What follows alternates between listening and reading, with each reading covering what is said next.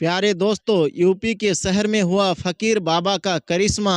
वही उत्तर प्रदेश जहां का सीएम योगी आदित्यनाथ है, वहीं पर हुआ है फकीर का करिश्मा। प्यारे दोस्तों, आज एक और नायाब वीडियो आपके लिए लेकर आए हैं, जिसे सुनकर यकीनन आप मचल जाएंगे। और ये वीडियो कहां से आ रही है ये भी आपको बताएंगे। और ये फकीर बाबा कौन है और वहां पर क्या मौजज़ा हुआ है, ये मुकम्मल इन्फॉर्मेशन आज हम आपको देने वाले हैं। तो दोस्तों, जल्दी से इस वीडियो को एक प्यारा सा लाइक कर दीजिए और चैनल को भी सब्सक्राइब करके बेल आइकन को भी दबा दें, ताकि आने वाला हर वीडियो सबसे पहले आप तक पहुंच सके।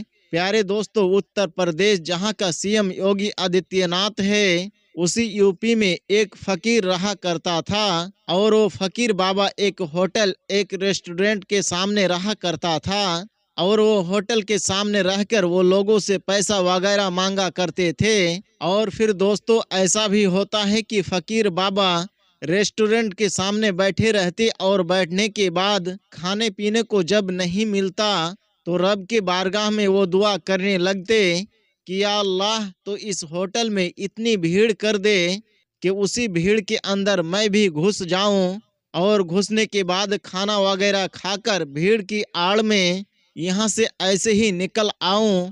बहरहाल दोस्तों, फकीर की दुआ, मजलूम की दुआ, अल्लाह रब्बुल आलमीन कब किसकी दुआ सुन ले कोई भी बता नहीं सकता। बहरहाल वो फकीर उस रेस्टोरेंट के सामने बैठकर दुआएं करता है। दोस्तों, जब वो फकीर दुआ करता तो न जाने लोग कहां से आ जाते कि इतना भीड़ आ जाते। बहुत ज्यादा रश्क हो जाता है, उस रेस्टोरेंट के अंदर बहुत ज़्यादा भीड़ जमा हो जाती है। और ये फ़कीर जो होते हैं, ये भी उस भीड़ के साथ रेस्टोरेंट के अंदर में चले जाते हैं। वहाँ जाकर खाना खाते और भीड़ की आड़ में निकलकर वहाँ से 9-2-11 हो जाते हैं। इसी तरह का मामूल चलता रहा।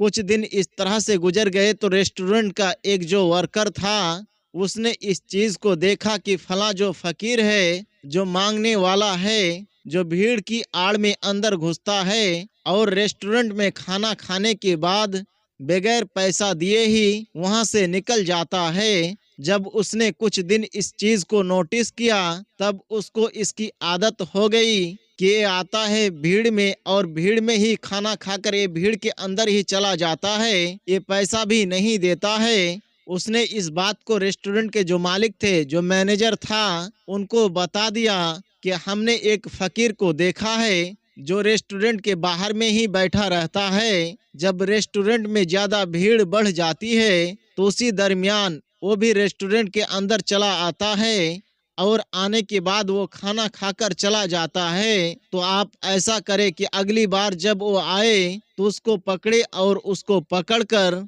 अभी तक वो जितना भी खाना खाया है वो सारा पैसा वसूल करे। तो फिर रेस्टोरेंट का जो मालिक था, उसने कहा कि अच्छा ठीक है, आने वाले वक्त में हम इसका ख्याल रखेंगे और उसको बताएंगे कि उसने ऐसा क्यों किया। बहरहाल मालिक ने उस रेस्टोरेंट के वेटर को ये बात कह दी। वेटर वहां से चला जाता है। दोस्तों, दूसरे दिन उसी तरीका से फकीर दुआ करता है, या अल्लाह ताला, यहाँ इस रेस्टोरेंट में भीड़ हो जाए और मेरे दाना पानी का इंतजाम हो जाए। फिर से अचानक में रेस्टोरेंट में भीड़ हो जाती है। उस वक्त उसी भीड़ की आड़ में फकीर वहां पर खाना खाता है और अंदर जाता है, लेकिन रेस्टोरेंट का मालिक उसे कुछ भी नहीं कहता है। फिर यही मामला कुछ दिनों तक चलता रहा। एक आध सप्ताह बीत जाते हैं, महीना बीत जाता है, कई सप्ताह और महीना बीत जाता है, लेकिन रेस्टोरेंट का जो मालिक है उस फकीर को वो कुछ भी नहीं कहता है।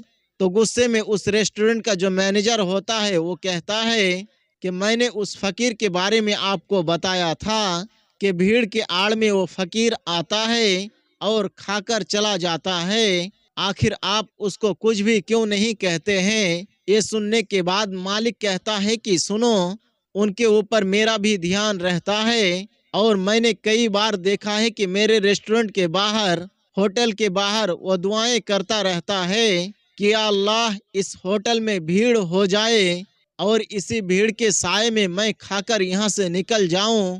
तो होटल का मालिक अपने मैनेजर से कहता है कि और सुनो, मैंने इस चीज़ को भी नोटिस किया है कि जब जब वो फ़कीर आता है इस होटल के बाहर, जब जब वो दुआएं करता है, जब जब वो रेस्टोरेंट में खाना खाने के लिए आता है, तब तब हमारे इस रेस्टोरेंट में, हमारे इस होटल में भीड़ बढ़ जाती है, ग्राहकों की लाइन लग जाती है।